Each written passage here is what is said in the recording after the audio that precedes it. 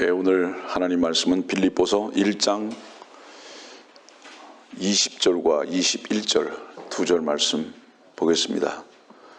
나의 간절한 기대와 소망에 따라 내가 어떤 일에도 부끄러움을 당하지 아니하고 항상 그러하듯이 지금도 온전히 담대하여 살든지 죽든지 그리스도가 내 몸 안에서 늘 높임을 받으시게 하려는 것이라. 이는 내게 사는 것이 그리스도니 죽는 것도 유익함이라. 제가 아는 것은 이 빌립보서 1장부터 4장까지의 전체 구절 가운데서 기쁨이라는 단어가 아마 17번 기록된 것으로 저는 기억하고 있습니다. 그런데 놀랍게도 이 빌립보서의 주제가 기쁨인데 사실은 이 빌립보 교회의 편지를 쓴 사도 바울의 현재적인 위치는 지하 감옥입니다. 참 설명할 수 없고 이해할 수 없는 편지죠. 그리고 이 축축한 지하 감옥에서 그의 간절한 기대와 소망이 있다면 무엇이겠습니까? 감옥에서 풀려나는 거겠죠. 그것이 가장 간절한 기대와 소망일 것입니다. 그런데 오늘 사도 바울은 그렇게 말하지 않습니다. 상황이 어떠하든지 내가 기뻐할 수 있는 이유는 이런 상황 속에서도 나를 이 상황 가운데 묶고 두지 아니하시고 주님의 놀라운 말씀의 능력으로 인해서 그리스도가 유익하고 그리스도께서 풍성하신 것으로 인해서만 감사하고 기뻐할 수 있도록 하신 주님을 찬양하는 그 편지의 내용입니다. 성도들이여 기뻐하십시오. 이유가 뭔지 아십니까? 여러분들 안에 그리스도께서 사시고 있다면 그러면 기뻐하셔야 됩니다. 왜냐하면 내가 살려고 하는 것이 아니라 내 안에 그리스도께서 사시는 것이 우리의 고백이고 목표라면 그 그리스도는 우리를 어디에 묶어놓지 않습니다. 항상 자유케 하십니다. 이게 그리스도의 능력입니다. 먼저 여러분들에게 잠깐 이 말씀에 대한 본질적 부분을 설명을 할 겁니다.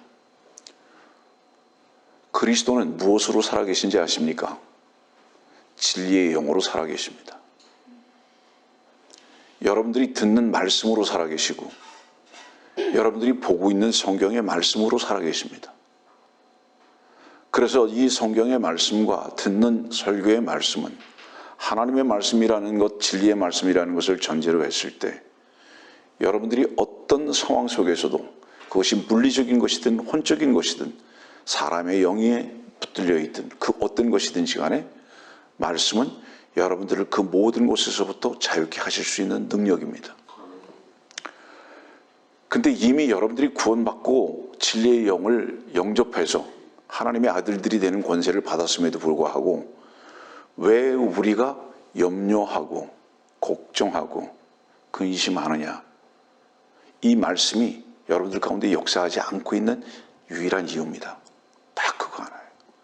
그것은 다른 표현으로는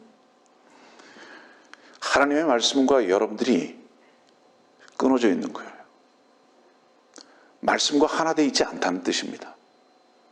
그래서 이 말씀을 여러분들이 집중하면서 여러분들이 참으로 말씀의 능력으로 인해서 구원받고 거듭났으며 한 번쯤 여러분들의 상황과 상관없이 찬송할 수 있었고 기뻐할 수 있었고 자유할 수 있었고 쉼을 얻을 수 있었다면 그때에 여러분들에게 은혜를 베푸셨던 주님의 선물 가운데로 다시 한번 돌이켜 보십시오. 우리가 무엇을 해서가 아니라 주의 말씀 하나를 믿고 받아들였기 때문인 것을 우리는 이미 경험적으로 알고 있다는 것입니다. 그러면 오늘 이 시간에도 마찬가지예요. 우리들이 기뻐할 수 있는 이유가 무엇이냐? 여러분들은 무릎 앞에 있는 하나님의 말씀이 근거입니다. 이 말씀 하나를 여러분들이 믿을 수 있다면 여러분들은 어느 묶여있는 사슬에서도 자유할 수 있다는 겁니다. 이 사도 바울이 지금 축축한 지하 감옥 속에서 이렇게 기쁨이라는 이 주제로 편지를 보낼 수 있었던 바로 그 이유가 거기에 있습니다. 그래서 오늘의 제목을 아직 결정을 하지는 않았지만은 고난 속에서 기뻐함이라는 내용이든지 아니면 참으로 멋있는 그리스도인이라는 이런 제목을 가지고 아마 말씀이 전개되리라고 생각합니다. 얼마나 멋있습니까 이게 지금. 감옥에서 거기 묶여있질 않아요. 그리고 너무 자유로워요.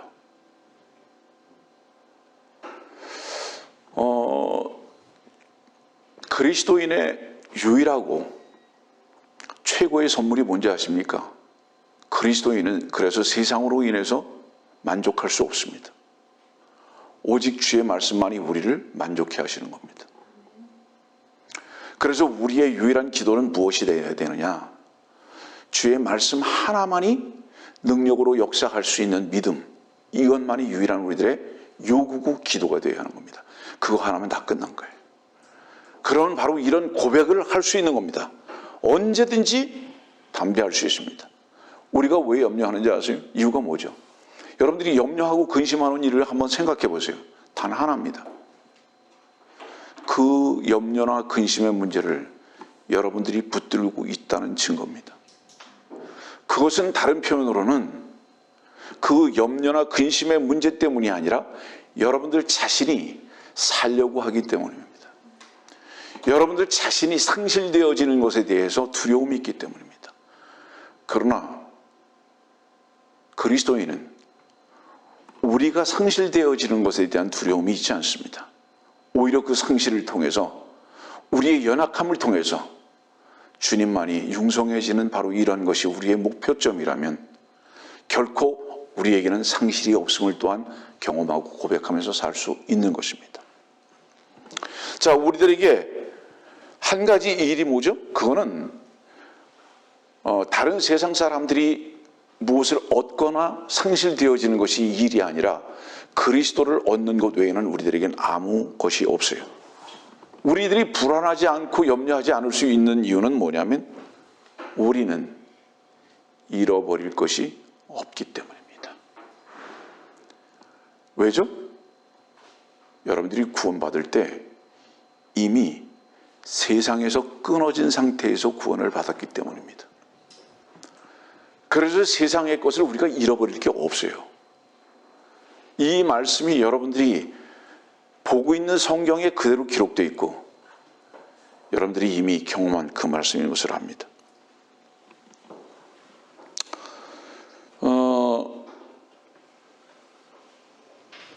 사도 바울이 편지할 때 뭐라고 편지하죠? 여기 오늘 봅시다. 1장 1절이에요. 예수 그리스도의 종 바울과, 잠깐 주목하세요. 예수 그리스도의 종 바울과. 여러분들은 예수 그리스도의 종이 아닙니까?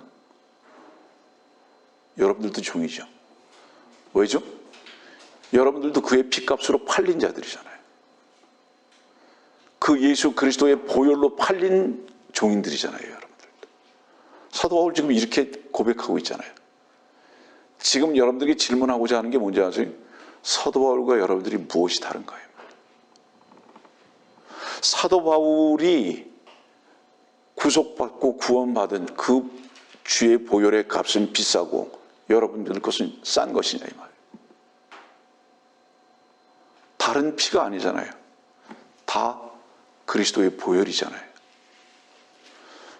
여러분들이 주라고 고백한 적이 있습니까? 고백했죠, 주라고. 사도 바울이 주라고 고백하는 주와 여러분들이 주라고 고백하는 주가 다른 주입니까? 같은 주예요. 은혜도 같은 은혜를 입었으며 선물도 같은 선물을 받았으며 사랑도 같은 사랑을 알았으며 자비도 같은 자비를 받은 거예요. 모든 것이 동일한 가치와 동일한 크기의 것들을 선물로 받은 겁니다. 그래서 사도 바울이 종인 것 같이 우리도 종이고 사도 바울이 그분을 주라고 고백했던 것 같이 우리도 또한 동일하게 주라고 고백했습니다. 그러면 오늘의 말씀에 따라서 우리도 동일하게 사도 바울과 같이 담대하고 자유롭고 기뻐할 수 있고 찬송할 수 있지 않다면 그 이상한 거 아닙니까? 모든 것이 다 동일한 주님인데 왜 우리는 그렇습니까? 이유는 하나입니다. 다른 말씀이기 때문이 아닙니다. 다른 주님이시기 때문이 아닙니다. 다른 선물을 받았기 때문이 아니고 다른 은혜를 받았기 때문이 아니라 우리가 받은 은혜를 잃어버리고 있습니다. 이유는 단 그거 하나죠. 그래서 우리는 오늘의 말씀을 들으면서 무슨 생각을 해야 합니까? 바울의 이 놀라운 편지의 고백이 또한 나와 여러분들의 고백이 돼야 하는 겁니다. 그러기 위해서는 어떻게 해야 되죠? 우리는 이 말씀이 역시 우리 안에서 역사할 수 있도록 결단해야 합니다. 여러분들 결단이라는 거 오해하지 마세요. 결단이라는 것은요, 문을 열고 여러분들의 마음을 한쪽 편에 갖다 세워놓는 겁니다. 그걸 결단이라고 하는 거예요. 네. 마음의 문을 열고 이 내 안에 있는 모든 쓰레기들과 어둠의 세력들을 주의 말씀의 빛과 진리의 영으로 다 내쫓아버리고 주 예수 그리스도 한 분만을 이 마음 안에 앉히는 것을 말하는 겁니다. 그걸 결단이라고 말하는 거예요. 우리가 무엇을 하는 걸 말하는 게 아니에요. 다시 말하면 성경에서 우리들에게 요구하는 결단은 어떤 것을 얘기하는지 아세요? 우리가 어떤 행동을 하는 것을 말하는 것이 아니라 주의 말씀 하나만을 온전히 인정하는 것을 말하는 거예요. 저는 주의 말씀 하나만이 참 뜻입니다 하는 것을 인정하는 거. 예. 그 외에 내 안에 있는 나의 모든 가치관이나 생각이나 이런 모든 것들은 헛것입니다 라고 아예 그것을 내쫓아버리는 바로 이런 것들을 결단이라고 하는 것입니다. 우리는 결단해야 하는 겁니다. 사도 바울은 외적인 조건이 어떠하든지 그리스도 안에서 자유함을 요구하고 있고 자기 자신이 그랬습니다. 우리 사도행전 21장 한번 볼까요? 사도행전 21장 37절의 말씀을 보면 이렇게 말씀하고 있습니다. 병영 안으로 데리고 들어가려고 할 때에 바울이 사령관에게 말하기를 내가 당신께 말을 하려고 해도 되겠나이까? 라고 하니 그가 말하기를 당신이 헬라어를 할 줄 아는가?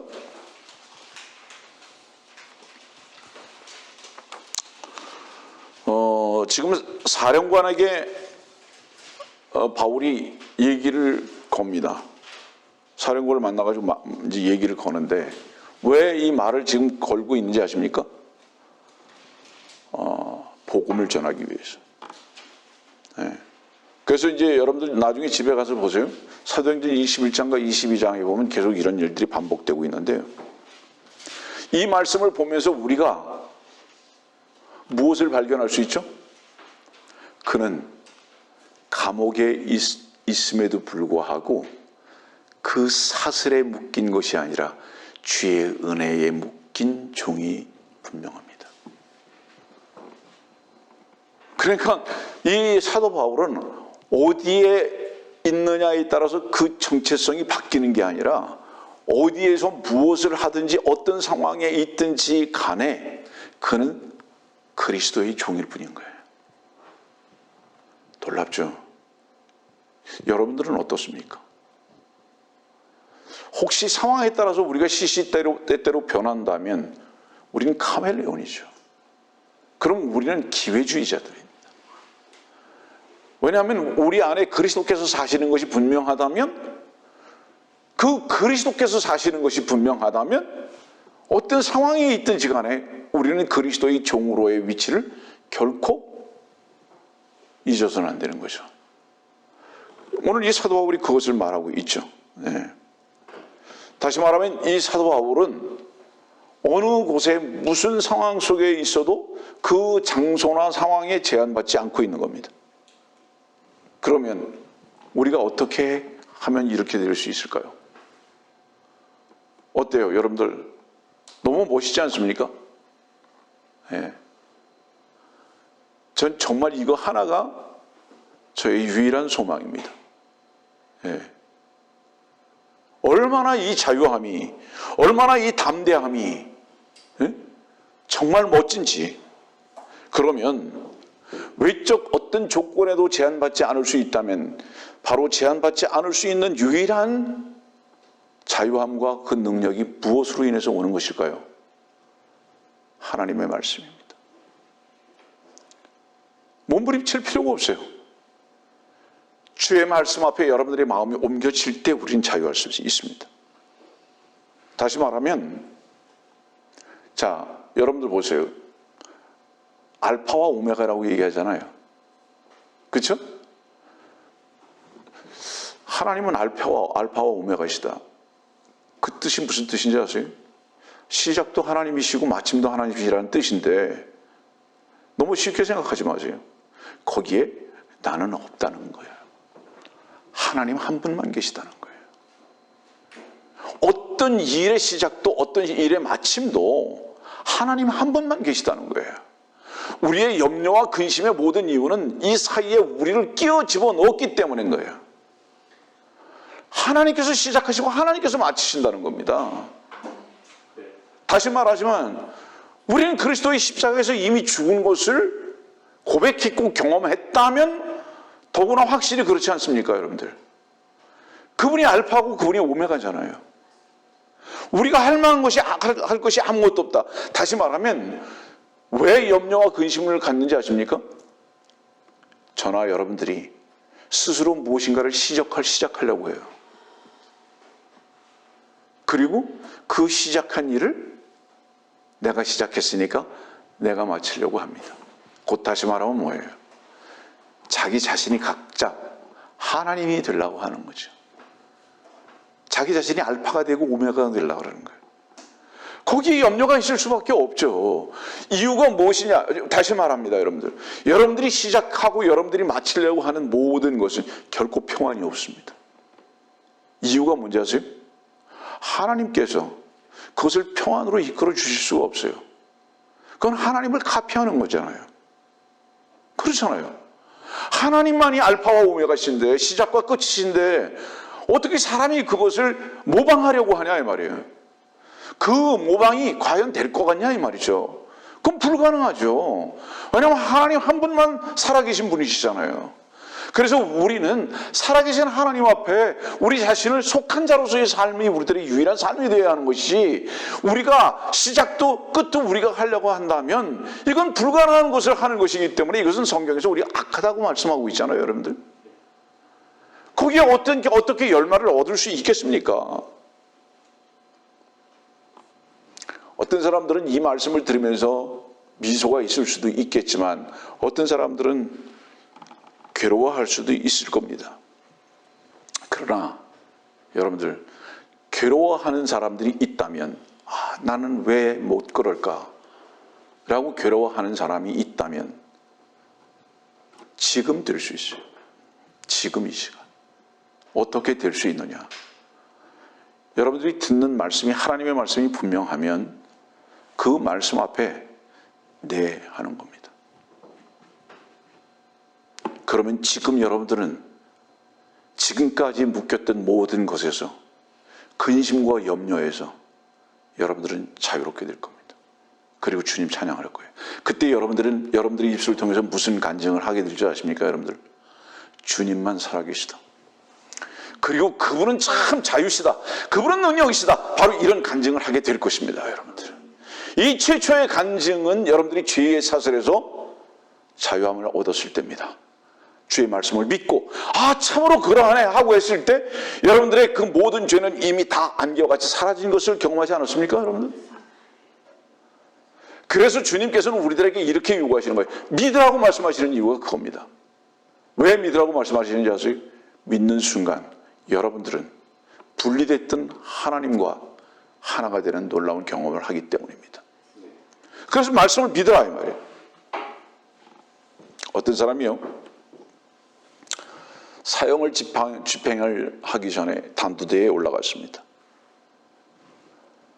올라가면서 이 사람이 뭐라고 얘기했는지 아세요? 나는 이제 하나님의 영광을 더 일찍 볼 것이라고 이렇게 고백했습니다. 그랬더니 사형 집행인이 말하기를 너의 모든 재물을 우리가 다 취할 거라고 이렇게 얘기했습니다. 그랬더니 이 사람이 뭐라 그랬게요? 나의 모든 보화는 이미 하늘로 옮겨졌다. 멋있죠? 다시 말하면 뭐죠? 내게서 가져갈 거 없다. 나의 모든 보화는 이미 하늘로 다 옮겨졌다. 그러면서 이렇게 말합니다. 사형 집행인한테. 당신이 내 목을 쳐서 내 목이 떨어졌을 때, 그리고 당신이 집으로 돌아가기 전에 나는 내 아버지 집에 이미 있을 거다.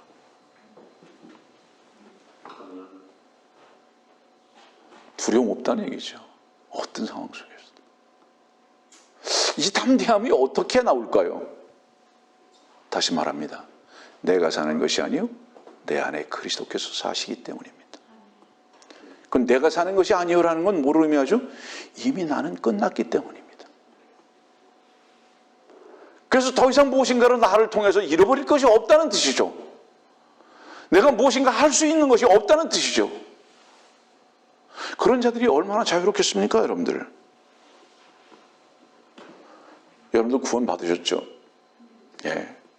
구원 받은 사람은요, 이미 어디서부터 분리된 상태에서 구원이 시작됐는지 아세요? 세상으로부터 분리된 데서부터 구원이 시작됐어요. 너무 자주 말하잖아요. 그리스도인, 교회, 에클레시아, 세상에서 건짐을 받은 자. 다른 표현은 뭐죠? 이미 세상하고 관계가 없이 출발한 거예요. 세상과 관계가 없이 출발한 자들인데, 그리고 세상과 내 자신은 어디다가 어떻게 했습니까? 무덤에다 다 장사 지내버리잖아요. 그리고 이제는 뭐죠? 왜 우리가 그리스도인이 됐죠? 그리스도인이 된 이유가 뭐예요? 우리 안에 사시는 분이 그리스도시기 때문이잖아요.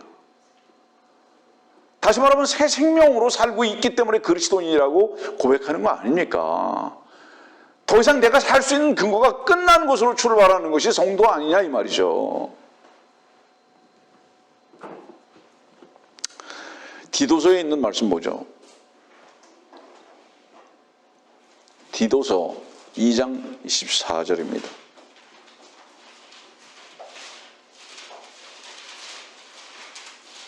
그가 우리를 위하여 자신을 주신 것은 우리를 모든 죄악에서 구속하시고 자신을 위해 정결케 하사 선한 일에 열심내는 독특한 백성이 되게 하려 하심이라. 잠깐 주목하실래요? 왜 독특한 백성인지 아세요? 우리가 염려할 수가 없는 이유가 뭔지 아세요? 상실이 없기 때문인 거예요. 잃어버릴 게 없기 때문이라는 뜻이에요. 독특한 백성이라는 것은 무슨 뜻인지 아세요? 잃어버릴 게 없다 이 말이에요. 예? 염려거리가 있을 수 없는 곳으로 출발했다 이 말이에요. 이미. 그래서 독특한 백성이다 이 말이에요. 이 독특한 백성에서 여러분들이 정체성을 버릴 때에 그때 우리들의 염려가 시작되는 겁니다, 여러분들. 자, 불안한 이유는 뭔지 아세요? 단 하나예요. 불안한 이유는 뭔가 잃어버릴 게 있기 때문에 불안해요. 잃어버릴 게 없어 보세요. 뭐이 불안합니까? 아무것도 잃어버릴 게 없는데.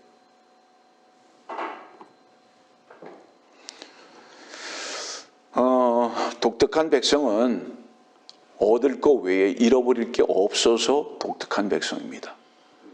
그러면 다 상실로 여기면서 무엇을 얻죠? 상실로 여기면서 얻는 것은 그리스도를 얻습니다.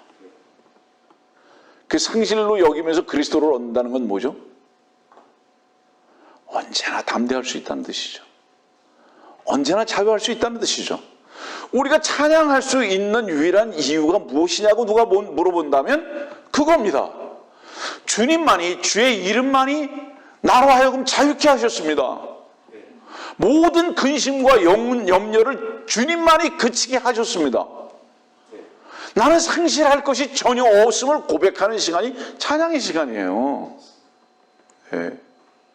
그래서 우리는 두려울 것이 없는 거예요. 상실할 게 없는데 뭐가 두렵습니까, 여러분들? 그러면 우리가 왜 구원받았느냐?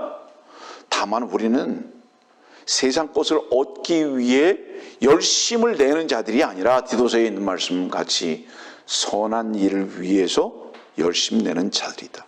여기서 선한 일을 위해서라는 이 말씀은 뭐죠?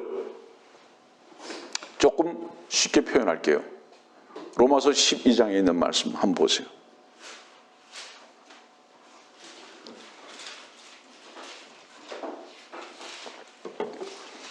로마서 12장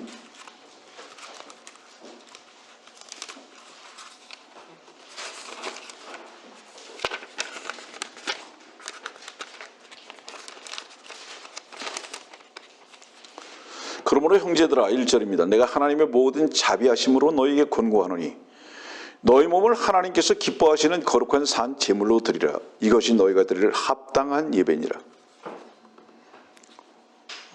이 말씀 가운데 조금 주목해야 할 것이 있어요. 하나님의 모든 자비하심으로 너희에게 권고한답니다. 왜 자비하심으로 권고한다고 하셨을까요? 자, 로마서 12장은요. 이미 죄로 말미암아 구원받고 주의 종이 된 위치예요. 이해합니까? 무슨 얘기지?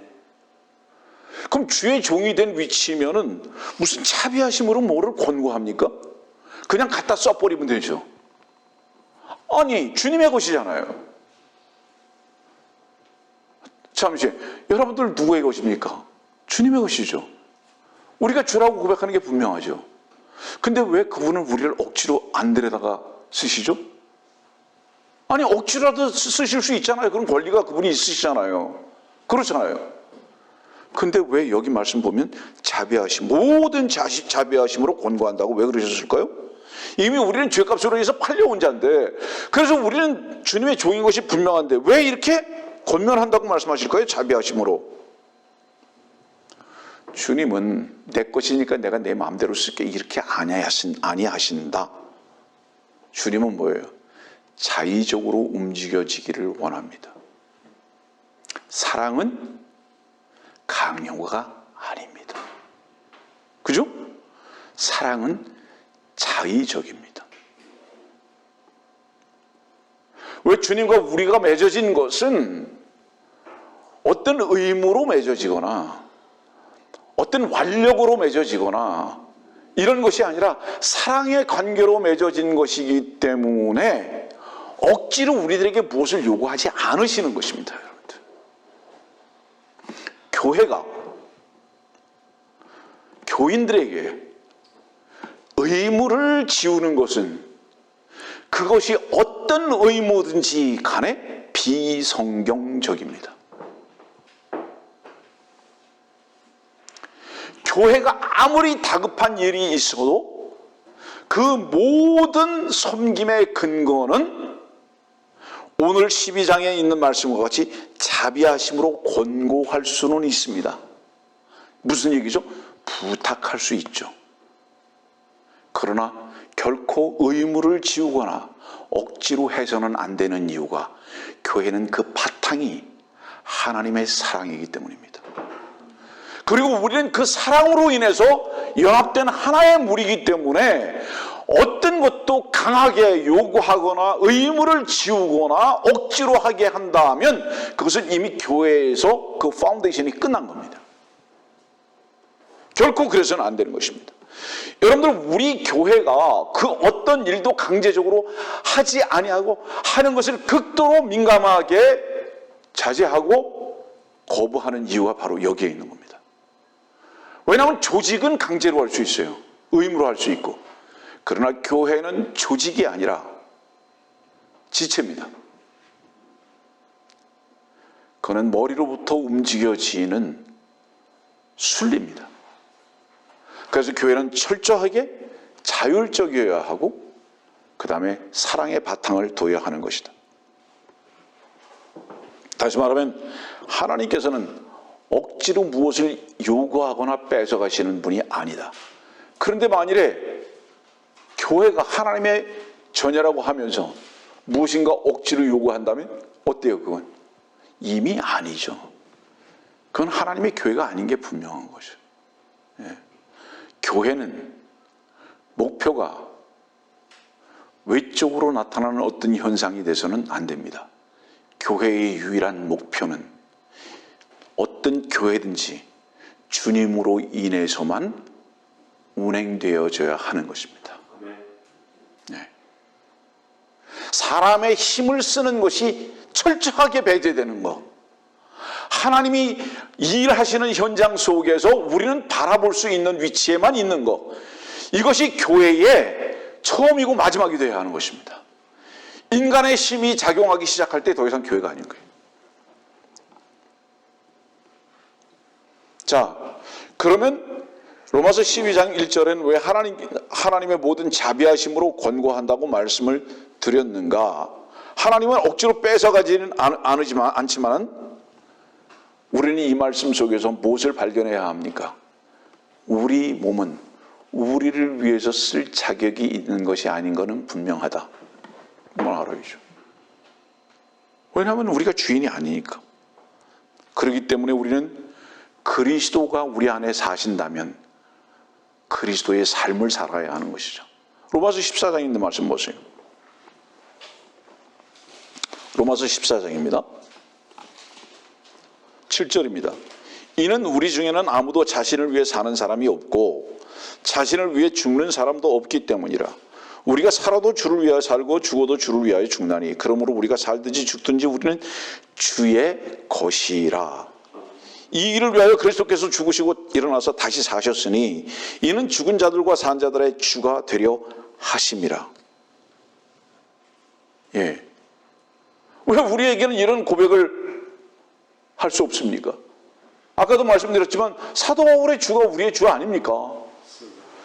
그럼 우리도 이런 고백을 할 수 있는 거죠. 이 놀라운 고백이죠. 주의 것이기 때문에 다시 이제 이 말씀을 좀 요약할게요. 주의 것이기 때문에 우리에게는 상실이 있을 수 없다는 뜻이죠. 상실이라는 것은 나의 것이라는 것을 전제로 뒀기 때문에 상실이라는 단어를 쓰는 거예요. 근데 우리가 분명히 주의 것이라면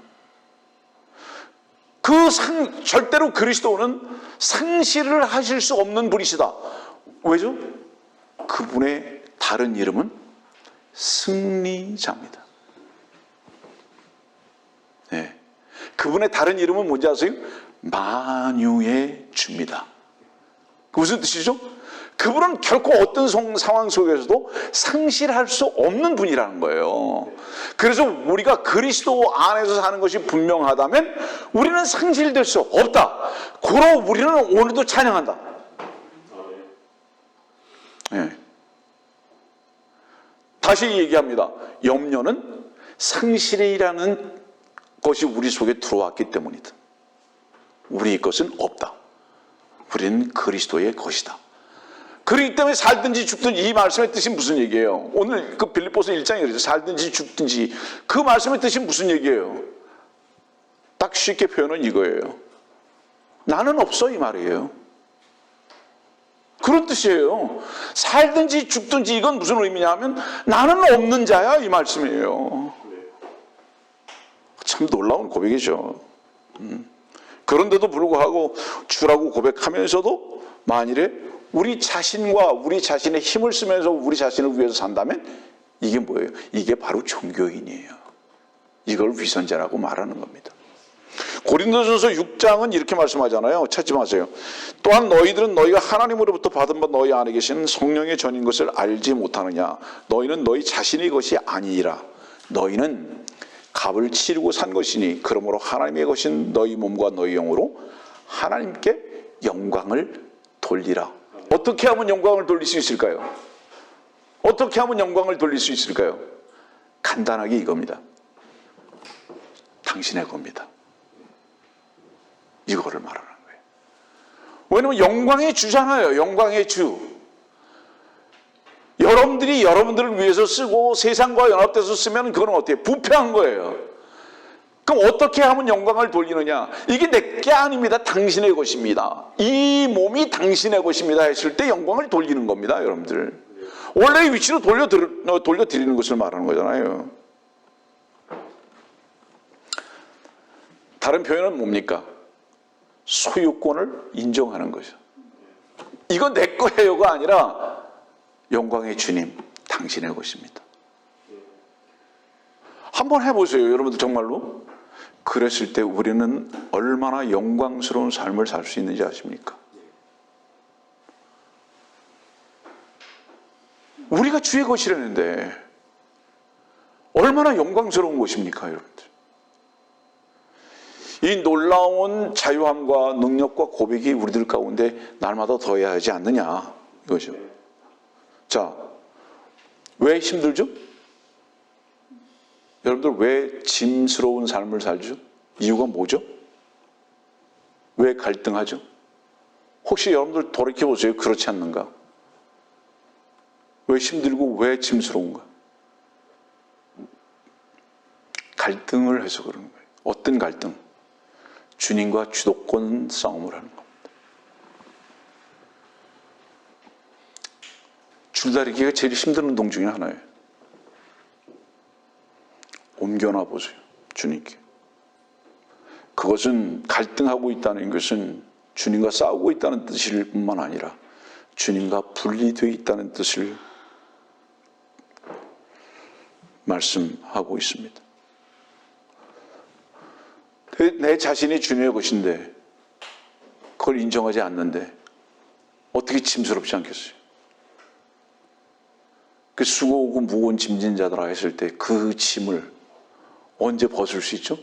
십자가 그늘 밑에 나는 당신의 것입니다. 그럴 때 우린 자유할 수 있죠.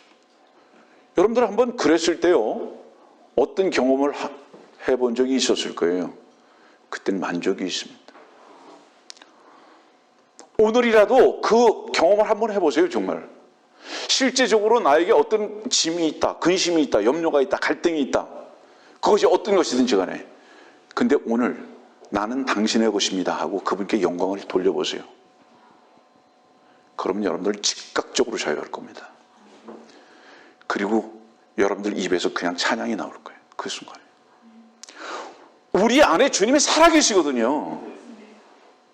이 우리 안에 살아계신 주님을 제한하지 마라 이 말이에요. 무엇으로 인해서 제한하느냐? 내가 무엇인가를 하려고 하는 것으로 인해서 제한한다 이 말이에요. 그분을 자꾸. 그분과 갈등하고 싸우려고 한다 이 말입니다. 여러분 에덴이 뭡니까? 에덴 다른 거 아니에요. 내가 오랜만에 얘기하지만 사람을 몇째 날에 사람을 만드셨어요? 예? 엿새 되는 날 만드셨죠? 그리고 일곱째 되는 날 쉬셨죠? 왜 엿새 되는 날 만드시고 일곱째 되는 날 쉬셨는지 아세요? 사람한테 야, 너 만들었지? 이제부터 나하고 쉬자. 이제부터 나하고 쉬자.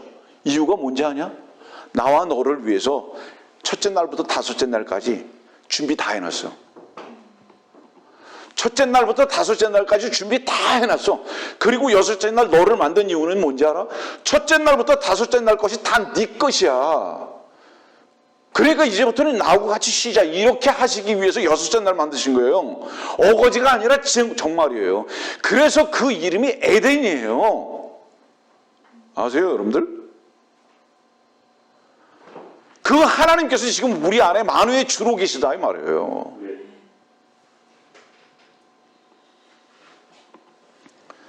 하나님께서 에덴에서부터 사람을 만드시고 보장하셨어요. 여러분들을 주 예수 그리스도의 보혈로 다시 새 생명 가운데 두셨다면 어찌 여러분들을 보장하지 아니하시겠는가 이 말이에요. 믿음이 없어요. 단 그거 하나예요. 고린도후서 5장 15절에는요. 그가 모든 사람을 위하여 죽으신 것은 산 자들이 이제부터는 더 이상 자신들을 위하여 살지 않고 자기들을 위하여 죽었다가 다시 살아나신 그분을 위하여 살게 하려는 것이라. 우리가 왜 산자가 되었느냐? 우리 스스로 산 자가 된 게 아니라 살아계신 생명의 주님께서 우리 안에 생명이 되셨기 때문이다. 근데 그분은 모든 사람을 위해서 죽으셨다. 교리적인 면을 잠깐 소개를 하면 칼빈의 예정론을 완전히 뒤엎어버리는 겁니다. 칼빈의 예정론은 뭐죠?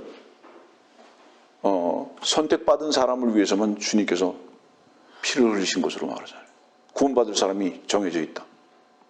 여기 말씀 뭐라고 해요? 모든 사람을 위해서 죽으셨다고. 이제 문제는 뭐예요? 하나님께서 사람들을 향한 구원을 제한해 놓으신 것이 아니라 인간의 교만과 오만이 그것을 스스로 제한했다 이 말이에요. 믿지 않았다 이 말이에요. 지난주에 간증하신 우리 자매님, 구원에 간증하신 우리 자매님, 구원을 당신 자신이 무엇인가 해서 얻었습니까? 아니잖아요. 주의 말씀이 이루어 놓으신 것을 마음에 그냥 받아들였기 때문에 믿음으로 말미암아 그것이 은혜와 선물로 와 닿지 않았습니까, 여러분? 자매님, 그렇잖아요. 그래서 그리스도인이 됐고 하나님의 아들들이 되는 권세를 얻지 않았습니까, 여러분? 여러분들 구원을 받았다면 다 그런 거 아니에요? 무엇을 의미하는 겁니까? 하나님의 구속 사역은 하나님이 세상을 사랑하사 세상 전체예요. 제한한 사람이 없어요. 문제는 뭐예요? 그 말씀을 내 마음으로 받아들이기 전까지 인간의 오름과 교만이 그걸 믿지 않게 했던 것이죠. 받아들이지 않은 거죠. 그런 의미에서 볼 때 구원은 정해져 있다고요? 누가 그렇게 말했습니까? 칼빈의 예정론은 그런 면에서 볼 때 가장 지독한 이단적 교리인 중에 하나가 분명해요. 다시 말하면 우리는 무엇을 해야 하는 존재가 아니에요. 하나님께서 우리를 위해서 다 해놓으신 것을 말씀 앞에 기록해 놓으시고 우리의 눈을 떠서 이 말씀대로 이미 이루어졌습니다 하는 것을 인정만 해야 하는 자들이지 우리가 무엇을 해야 할 필요가 있는 자들이 아니라 이 말을 하는 거예요. 그래서 우리는 영원히 믿어야 하고 영원히 그 은혜와 선물 가운데 사는 것입니다. 그래서 이 믿음은 영원하고 이 은혜와 선물 가운데 사는 이것이 영원할 뿐만 아니라 이것은 주님의 영원한 생명으로부터 주어진 것인 것을 우리는 경험적으로 아는 것이에요. 그래서 우리는 영원히 무엇을 해야 하는 자들이 아니에요. 우리가 영원히 할 수 있다면 그건 뭡니까? 감사와 찬양밖에 없는 거예요. 그 외에 어떤 것도 우리들에게 요구하시는 게 없다 이 말입니다. 다만 주님께서 우리들에게 요구하시는 것이 있다면 이거예요. 네 거 아니야, 내 거야. 그거 인정만 하면 돼. 이 말씀이거든요.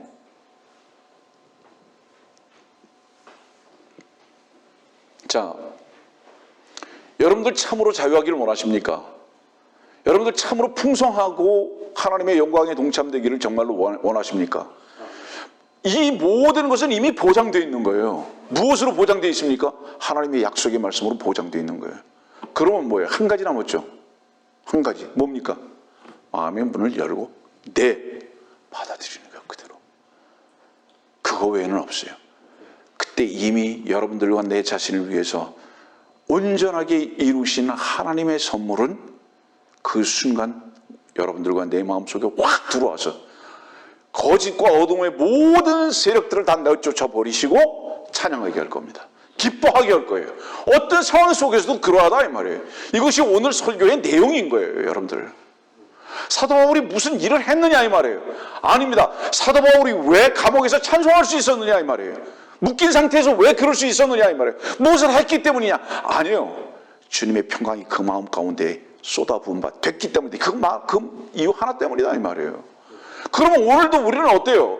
주의 말씀 앞에 당신의 말씀만이 참 뜻입니다 하고 받아들이는 거죠.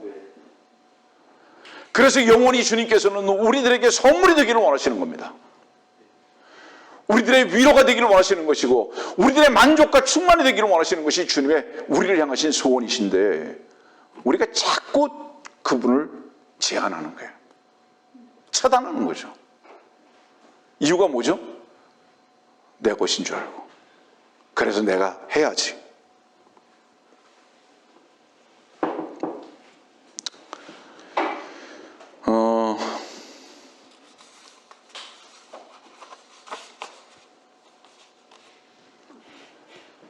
조금 다른 부분을 말씀드릴게요.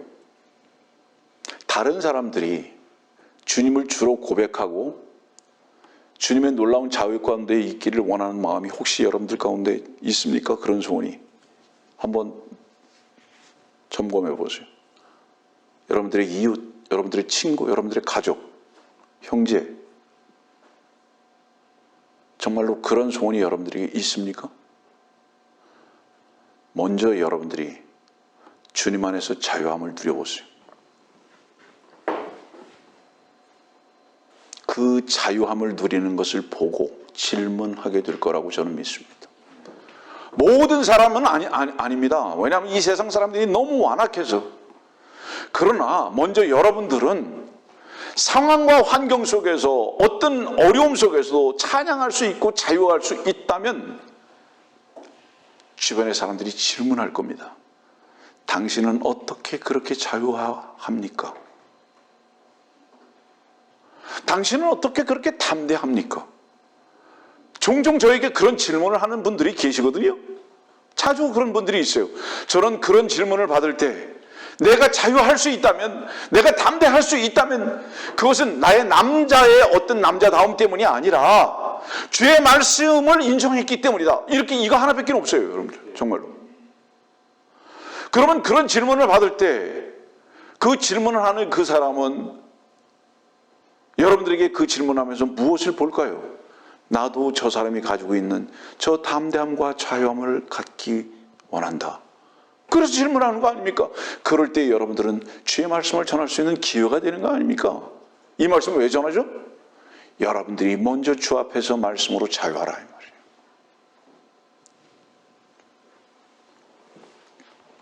질문합니다. 그리스도와 함께 십자가 여러분들이 죽었습니까? 왜 죽었습니까? 죽었다. 왜 죽었죠? 이유는 죽어 마땅한 자이기 때문에, 끝장내야 할 존재이기 때문에 죽은 거 아니에요. 그리스도와 함께 죽은 이유는 나는 끝장내야 할 존재입니다. 나는 죽어야 마땅한 존재입니다. 했기 때문에 그리스도와 함께 죽었다고 이렇게 고백했지 않습니까, 여러분들? 그러면 그리고 나서 뭐라고 그랬죠? 그리스도께서 내 안에 사신 것이라. 그렇게 우리 알았잖아요. 갈라디아서 2장 20절 말씀. 왜 죽었는데 다시 살라고 합니까? 마땅히 끝내야 할 존재라고 여러분들이 인정을 해서 그걸 받아들였다면 왜 또 다시 바둥바둥 살라고 그럽니까? 살라고 그러니까 갈등이 생긴다 이거예요. 죽었다고 고백하는 자가, 죽어 마땅하다고 생각했던 자가 이걸 다시 살리려고 하니까 짐스럽게 살 수밖에 없다 이 말을 하는 거예요. 그거를 그냥 인정했으면 그 인정한 그곳에서 그냥 살아라. 그러면 그리스도께서 우리 대신 사는 삶으로 우리 안에서 역사하실 거다 이 겁니다. 그게 맞는 거잖아요, 여러분들. 요한복음 4장 24절 말씀 찾아보세요. 요한복음 4장 24절.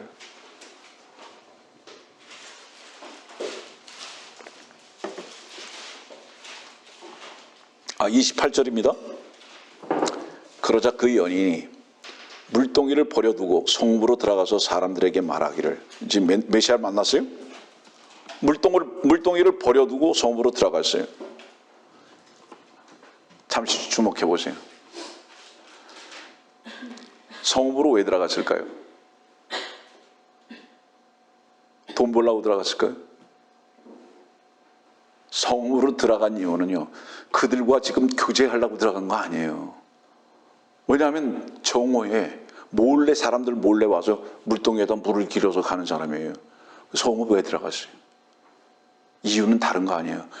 메시아 만났다 지금 이 말 하고 싶어서 성으로 들어간 거예요.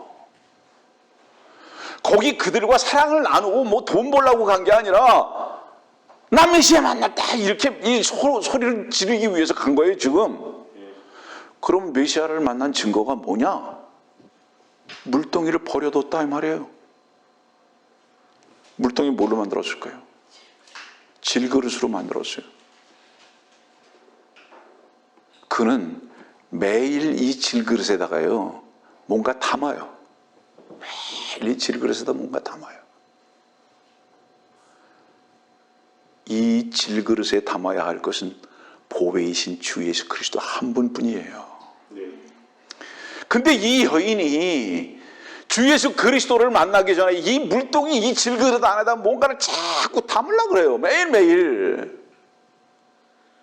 근데 이 물동이를 이제 버려뒀어요. 왜 버려뒀죠, 여러분들?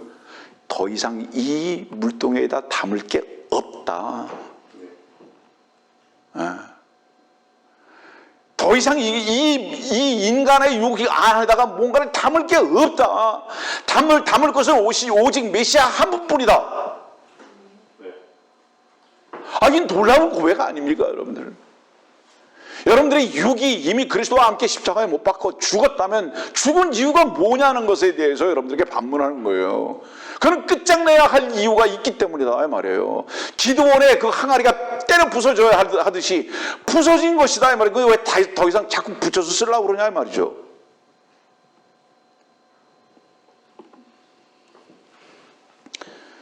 우리가 주님을 만나기 전에 이 물동이에다가 이 질그릇에다가 세상을 채우는 일만 하고 살았다 이 말이죠. 그렇기 때문에 매일 거기 온 거예요. 다시 하나 질문. 이 여인이 물동이 몇 개쯤 가졌을까요? 10개? 100개? 몇 개쯤 가졌을까요? 혹여 하나가 아니라 이 몸이 하나가 아니라 10개고 100개라도요. 여러분들의 몸이 100개라도 100개를 채워서 만족할 수 없습니다. 하나기 때문에 만족을 못하는 게 아니라요. 여러분들의 몸뚱이에 세상의 것을 100개를 채운다 할지라도 만족 못하는 거예요. 그건 오히려 다 깨부숴버려야 할 것들입니다. 헛된 것들이다 이 말이에요. 참되신 주님을 그 안에 담을 때만 여러분들 자신이 참된 자가 되는 거예요. 왜 우리가 소중한 자가 되죠? 왜 우리가 그리스도 안에서 서로 사랑을 고백하죠? 이유가 뭡니까? 냄새나는 우리가 왜 그리스도 안에서 사랑을 고백하죠? 왜 교제하죠? 우리 안에 주님의 근거 아닙니까, 여러분들? 주님 한 분 외에는 귀한 것이 없는 것을 고백하는 우리들이 아니냐 이 말이에요. 그래서 이 여인은 메시아 한 분 외에는 채울 게 없다는 것을 알았습니다. 그러니까 물동이 내에 버려둬버린 거예요. 더 이상 세상 거 담을 게 없다 이 말이죠. 자, 왜 우리가 염려하고 전전긍긍하느냐? 왜 기쁨이 없느냐? 버려야 할 것을 가지고 쫓아다니니 거기 기쁨이 있습니까? 있을 수가 없죠. 창세기 13장 봅시다. 10절 말씀 보니까 이런 말씀이 있어요. 이에 롯이 눈을 들어 요단의 온 평지를 바라보니 소알에 이르기까지 어느 곳이나 물이 넉넉하더라. 그곳은 주께서 소돔과 고모라를 멸망시키기 전이었으니 주의 동산 같고 이집트 땅과 같더라. 여기 멸망시키기 전이었다 그랬습니다. 소돔과 고모라를 멸망시키기 전이었다. 이건 세상의 심판을 말하는 것만이 아니고요. 여러분들이 세상과 함께 십자가에 못 박혀서 끝장났다면, 자, 여러분들이 주의 십자가에 동참할 때 주님만이 십자가에 죽으신 것이 아니라 여러분들 자신도 죽었죠? 세상을 향해서, 세상이 우리를 향해서 끝났죠? 소돔과 고모라는 그 순간에 멸망당한 거예요. 근데 멸망당했는데 근데도 세상을 향해서 뭔가 긍정적인 눈이 자꾸 가요. 이건 멸망당하기 전에는 소돔과 고모라가 긍정적인 모습으로 보이잖아요.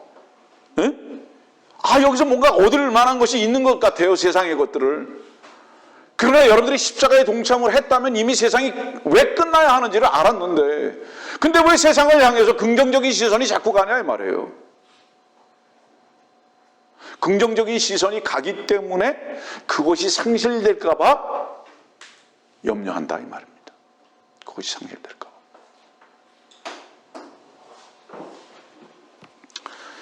여러분들이 생각하고 기대했던 세상을 향한 소망이 상실되고 차단되는 것에 대한 엄청난 두려움이 있는 거예요. 그건 그만큼 세상을 향해서 긍정적인 시선을 가지고 있는 거죠. 자, 그런데 말씀을 들으면서 사람들이 제일 많이 하는 게 뭔지 아세요? 그리스도인의 피난처가 어딘지 아세요?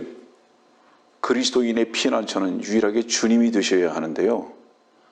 근데 그리스도인의 피난처를 많은 경우에 그레도라는 작은 섬으로 가려고 합니다. 이 세상에는요, 그레도라는 섬은 없어요. 말씀을 들으면서 자꾸 사람들 속에 뭐가 오냐면요, 그래도 그 섬을 폭파시키십시오. 피난처는 주님입니다. 그 그레도는 풍파가 와서 쓰나미로 다 휩싸여버릴 겁니다. 주님 한 분만 반석이에요. 정말입니다. 한번 여러분들 테스트 해보세요.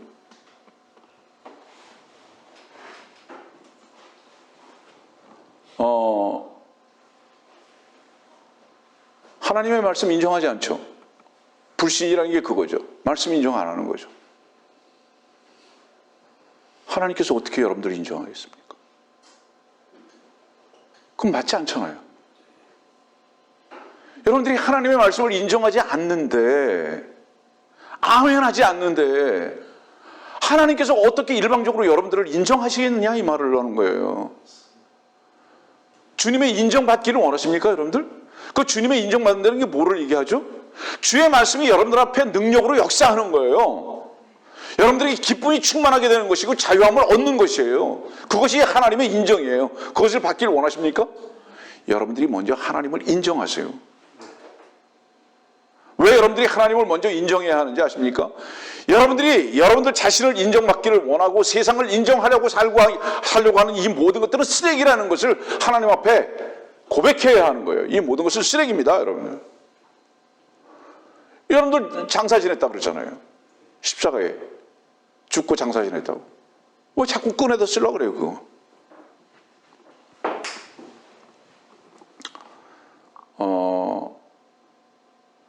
마태복음 23장에 보면 무덤이 나오는데요. 위선자의 그 겉과 속이 뭐가 다르죠? 속에는 뭐가 있어요? 시체 있죠? 냄새나죠? 무슨 냄새인지 아세요? 이건 중요한 부분입니다. 염려는 냄새예요. 근심은 냄새예요. 걱정도 냄새예요. 그게 어떤 냄새인지 아세요? 시체가 썩는 냄새예요. 그게 여러분들이라는 육이 썩는 냄새라고요. 사실은요. 왜냐하면 그리스도는, 그 생명은 그런 냄새가 안 나요. 그리스도의 생명의 냄새는 기뻐하는 거예요. 감사하는 거예요. 찬양하는 거예요. 그게 그리스도의 냄새예요. 근데 왜 자꾸 우리가 염려나 근심이나 걱정이나 이런 문제들이 자꾸 내 안에서부터 자꾸 밖에서부터 계속 이런 갈등과 고통과 이런 것들이 계속 나오느냐? 이게 바로 죽음의 냄새, 죄의 냄새라 이 말이에요. 이것이 문을 활짝 열어버리고 내쫓아버려야 된다 이 말이에요.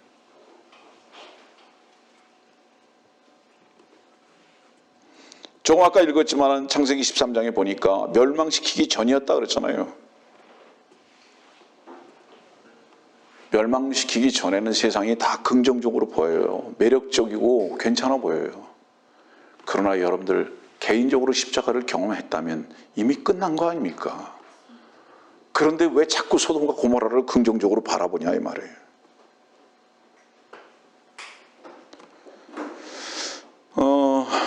고린도후서 11장과 12장 집에 가셔서 찾아보세요. 고린도후서 11장과 12장. 시간이 많이 갔기 때문에 11장 고린도후서 11장 30절의 말씀 보면 만일 내가 꼭 자랑해야 한다면 나는 나의 약한 것을 자랑하리라.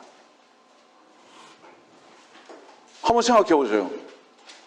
자랑해야 한다면, 만일 내가 꼭 자랑해야 한다면, 자랑할 것이 없다는 의미죠. 자랑할 것이 사실은 없는데 꼭 해야 한다면 약한 것 자랑한다. 정신 나간 사람이죠. 왜 그럴까요? 사도 바울은 독특한 백성이니까. 왜 약한 것을 자랑하느냐? 주님을 얻을 수 있는 길이기 때문에. 주님의 풍성함이 유일한 목적이기 때문에 약한 것 자랑한다. 내 안에 산 것이 주님이 되셔야 하기 때문에 약한 것을 자랑한다. 여기에 무슨 상실이 있겠습니까, 여러분들? 그래서 고린도후서 12장 9절에 이런 말씀이 있잖아요. 주께서 내게 말씀하시기를 내 은혜가 내게 충분하도다. 이는 내 능력이 약한 데서 온전하여야 됨이니라고 하셨느니라. 그러므로 내가 오히려 매우 기쁘게 나의 약한 것들을 자랑하리니 이는 그리스도의 능력이 내게 거하게 하려 함이라. 그리스도의 능력 하나면 충분하다. 그것이 은혜다. 왜? 그리스도의 능력은 나로 하여금 감옥의 사슬 속에서도 찬송할 수 있게 할 것이니까. 그리고 오히려 밖에서 자유함을 누리고 있는 그들을 향해서, 여러분들 빌립보서 4장에 있는 마지막 말씀을 한번 보실래요? 얼마나 놀라운지 아세요? 여러분들 마지막 말씀이 뭐라고 얘기하시는지 아십니까? 빌립보서 4장 23절이에요. 우리 주 예수 그리스도의 은혜가 너희 모두와 함께 있을지어다. 아멘. 여러분들은 축복과 뭔가를 주는 것은요, 가지고 있는 자가 주는 거예요. 감옥에서 아무것도 없는 이 사도 바울이 밖에 있는 자들에게 어떻게 이렇게 축복할 수 있습니까? 그가 풍족한 그리스도 안에 거한 것이 확실하죠. 놀라운 거 아닙니까, 여러분들? 이것은 우리들에게 무엇을 가리키고 있습니까? 그리스도 안에서만 기쁨이 있는 거다. 거기서 자꾸 뛰쳐나가지 마라, 이 말이죠.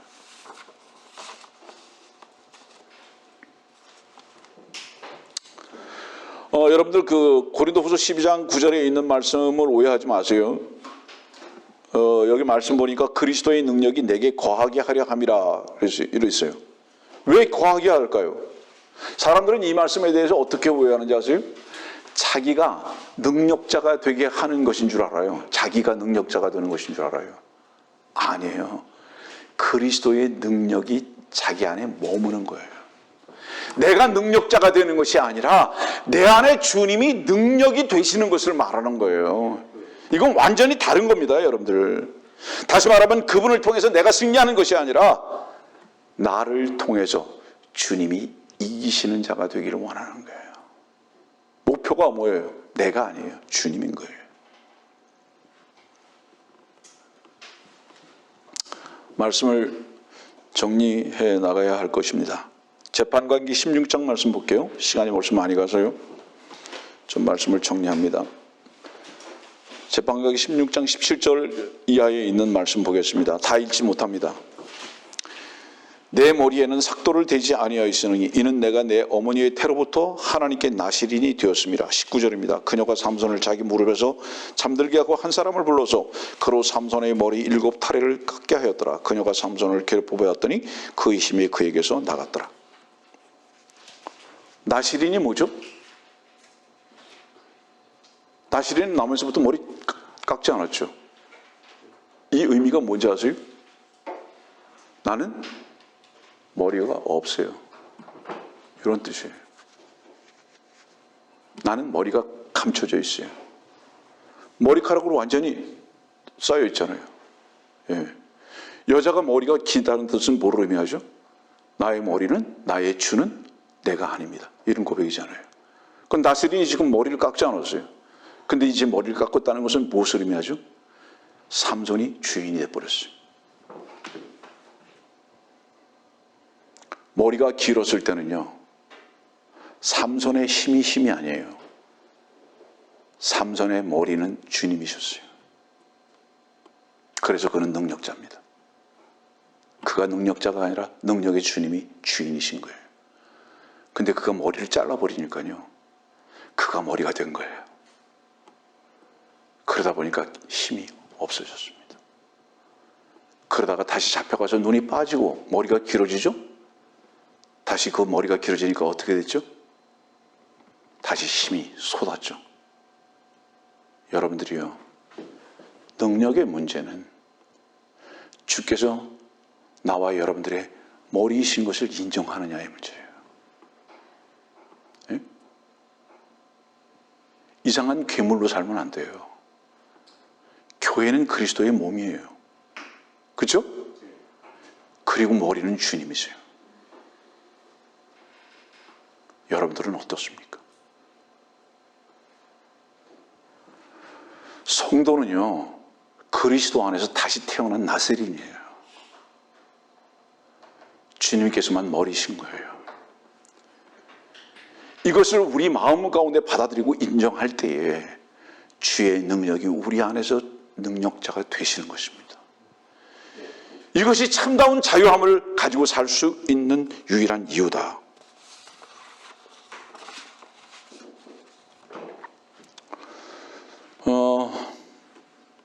마태복음 6장에 있는 말씀 보고 마치겠습니다. 마태복음 6장 33절의 말씀 보니까 오히려 너희는 먼저 하나님의 나라와 그분의 의를 구하라. 그리하면 이 모든 것을 너희에게 더해 주시리라. 여러분들 성경의 순서는 굉장히 중요합니다. 그 나중에 말씀도 보면 마태복음 19장에도 이런 말씀이 있죠. 그 예수께서 자기 제자들에게 말씀하시기를 진실로 내가 너희에게 말하노니 부자가 천국에 들어가는 것은 어려운 일이라. 자, 요 두 말씀을 시간 관계상 요약해서 전하고 마치겠습니다. 순서는 먼저 하나님의 나라와 그분의 의를 구하라. 여러분들이 왜 염려가 생기는지 아세요? 하나님이 하실 일을 여러분들이 하기 때문이라 이 말이에요. 더해 주시리라. 누가? 하나님께서. 우리의 일은 무엇이냐? 우리의 일은 하나님의 나라와 그분의 의를 구하는 거다. 그러면 그 먼저 하나님의 나라와 그분의 의를 구하면 그 다음에 하나님께서 우리를 위해서 뭐예요? 모든 공급이 되실 것이다. 이 약속이에요. 그런데 이것이 바뀌었다 이 말이에요. 하나님의 일과 우리의 일을 바꿔서 하려고 한다 이 말이에요. 우리의 할 일은 하나님의 나라와 그분의 의를 구하는 것이다 이 말이에요. 그 다음에 들의 백합 하나, 공중의 새나 먹이고 입히시는 것은 하나님의 일이다 이 말이에요. 근데 하나님의 일을 인간이 먼저 하려고 하니까 하나님께서 일하실 수 있는 기회를 안 준다 이 말이에요. 순서를 바꿔버린다 이 말이에요. 이렇게 성령께서는 하나님의 말씀으로 친절하게 이렇게 기록해 놓으시고 우리들에게 안내하시는데도 불구하고 말씀이 가려워진 것이 아니라 우리가 그 말씀을 아멘으로 받지 않는다 이 말이에요. 모든 보장이 되셨음에도 불구하고 우리가 말씀을 믿지 아니하는 불신자들의 위치에 있게 됐다 이 말이죠. 이것이 가장 슬픈 일이다 이 말입니다. 마태복음 19장에 있는 말씀으로 가면 누가 부자냐 이 말이에요. 부자는 다른 게 아니에요. 물질 때문에 근심하는 자가 부자라는 말이에요. 이 말씀이 물질 때문에 근심해서 돌아갔잖아요. 주님을 쫓지 못하는 자들, 그게 부자다 이 말이에요.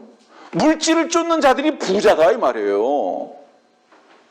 그 물질 때문에 주님을 쫓지 못하고 근심하잖아요. 그 물질 때문에. 그가 부자다 이 말이에요. 네가 지금 근심하는 게 돈이 없어서 근심하는 게 아니라 부자기 때문에 지금 근심하고 있다 이 말이에요. 우리는 이런 말씀 속에서 마음이 찔러야 되는 거죠. 아파야 하는 거죠.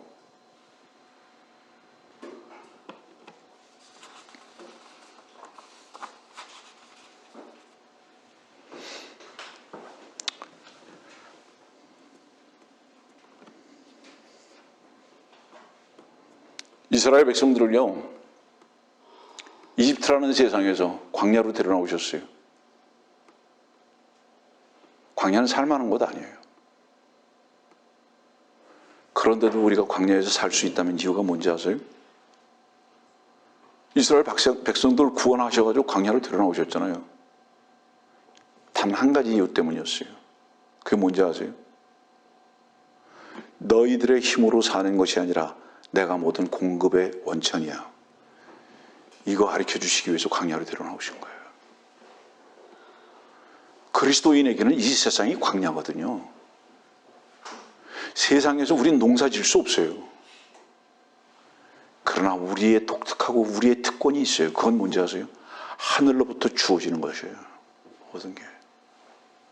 하나님께서 공급자가 되셨다는 것을 가르쳐 주시기 위해서 우리를 거친 광야에 두시는 겁니다, 여러분들. 세상이 협조를 안 해요. 세상이 협조를 안 하는 것은 마땅한 겁니다. 왜? 이미 우리는 세상으로부터 차단된 자들이기 때문에. 대신 하나님께서 우리에게 공급하시는 것을 가지고 사는 자들이죠. 그래서 하늘로 우리의 시선을 돌리고 거기에서부터의 모든 긍정을 바라보는 자들이고 소망을 보는 자들이죠. 그런 자들이기 때문에 우리는 주님 한 분만을 찬양하고 그분께만 영광을 돌릴 수밖에 없는 것으로 데리고 가시는 인도자가 계시다는 거죠. 여러분들. 자, 사도 바울이 고백했던 주, 사도 바울이 믿었던 말씀, 사도 바울이 얻었던 풍성한 은혜, 우리에게 차별되지 않습니다. 그러나 우리는 왜 염려가 있고 근심이 있고 갈등이 있고 고통이 있습니까? 우리가 말씀을 말씀으로 인정하지 아니하고 우리 자신이 스스로 시작과 끝이 되고자 하는 오만 때문인 것을 우리는 인정해야 합니다. 빌립보서는 사도 바울이 축축한 감옥에서 오히려 밖에 모든 것을 누리는 자들에게 축복하면서 편지 쓴 편지의 내용입니다. 여러분들 이 풍성함을 갖기를 원하지 않습니까? 이 기쁨으로 살기를 원하지 아니하십니까?